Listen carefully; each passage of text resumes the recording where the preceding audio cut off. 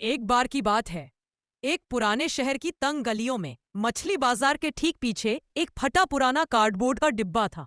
उसमें रहती थी दो छोटी बिल्ली की बहनें, मिस्टी और मोचा। बाजार का शोर दिन भर गूंजता, लेकिन शाम ढलते ही सिर्फ सन्नाटा और ठंडी हवा रह जाती। मिस्टी धूसर रंग की थी। उसका बायां कान चूहे से लड़ते हुए फट गया था। वह बहादुर थी, पर अंदर से डरती कि कहीं मोचा को कुछ ना हो जाए। मोचा भूरी थी। उसका दायां पिछला पंजा एक दिन कांटेदार तार में फंसकर चोटिल हो गया था। वह लंगड़ाती पर कभी शिकायत नहीं करती। दोनों एक दूसरे की दुनिया थी। हर सुबह सूरज निकलने से पहले वे उठती। मिस्टी बाजार के कूड़ेदानों में झांकती, मोचा उसकी पीठ पर सवार होकर नजर रखती कि कोई बड़ा जानवर ना आए। कभी एक मछली की हड्डी मिल जाती, कभी आधा सड़ा टमाटर। वे उसे बराबर बांटती। मिस्टी कहती, तू पहले खा, तेरी भूख ज्यादा है। मोचा जवाब देती, नहीं, तूने कल रात जागकर पहरा दिया था। इस तरह छोटी छोटी बातों में उनका प्यार बैठा रहता। एक दिन बाजार में मेला लगा। लोग चिल्ला रहे थे, बच्चे पटाखे फोड़ रहे थे। अचानक एक जोर और मोचा डर कर डिब्बे में दुबक गई। लेकिन धमाके के बाद आई बारिश ने सब कुछ बदल दिया। आसमान फट पड़ा, गलियां नदियां बन गई। उनका डिब्बा पानी में तैरने लगा, फिर फट गया। दोनों बहती चली गई, एक दूसरे का पंजा थामे। पानी ठंडा था, अंधेरा घना। मोचा की सांसें तेज की। मिस्टी ने चिल्लाकर कहा, मुझे मत छोड़ना। मोचा ने दांतों से मिस्टी की गर्दन पकड़ी और उसे ऊपर रखा। बहते बहते वे एक टूटे टोकरे से टकराई।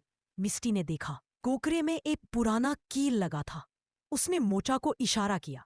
दोनों ने मिलकर कील खींची। एक दो तीन, टोकरा ढीला हो गया। वे उस पर चढ़ गई।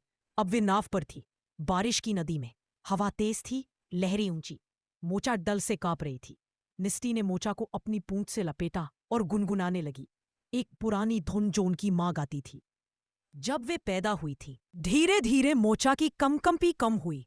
रात भर वे बहती रही। सुबह हुई तो बारिश रुक गई। टोकरा एक चौड़ी सड़क पर रुका। सामने थी एक छोटी बेकरी।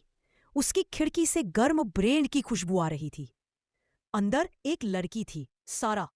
वह रोज सुबह आटे की बोरियां साफ करती। उसने खिड़की से झांका तो दो भीगी थकी बिल्लियां दिखी। सारा का दिल पिघल गया। उसने दरवाजा खोला, एक तौलिया उठाया और दोनों को गोद में लिया। मिस्टी ने पहले गुर्राया, पर मोचा ने उसका कान चाटा। सारा ने समझ गए, ये डरती नहीं, बस थक गई है। सारा ने उन्हें दूध पिलाया, ब्रेड के टुकड़े दिए। मिस्टी ने पहले मोचा को खिलाया, फिर खुद खाया। रात को सारा ने एक पुरानी टोकरी में रुई डाली और उन्हें सुलाया। अब वे बेकरी के पीछे वाले कमरे में रहती है। सुबह सारा उन्हें उठाती, दूध देती। मिस्टी अब बाजार नहीं जाती। सारा के पिता मछली लाते हैं। मोचा का पंजा ठीक हो गया, पर वह अभी भी लंगड़ाती है जब ठंड होती है। मिस्टी उसे अपनी पीठ पर चढ़ाती है। शाम को बेकरी बंद होती है तो दोनों खिड़की पर बैठती है। बाहर दुनिया भागती है, लेकिन अंदर गर्मी है, दूध है और एक दूसरे का स्पर्श। कभी कभी सारा उन्हें गोद में लेकर कहानी सुनाती है।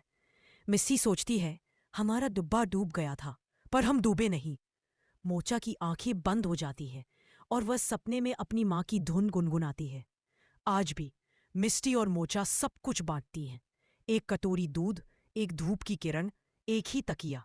और जब रात गहराती है तो उनकी धड़कनें एक साथ चलती हैं, दो छोटी बहनों की, एक बड़ी कहानी की।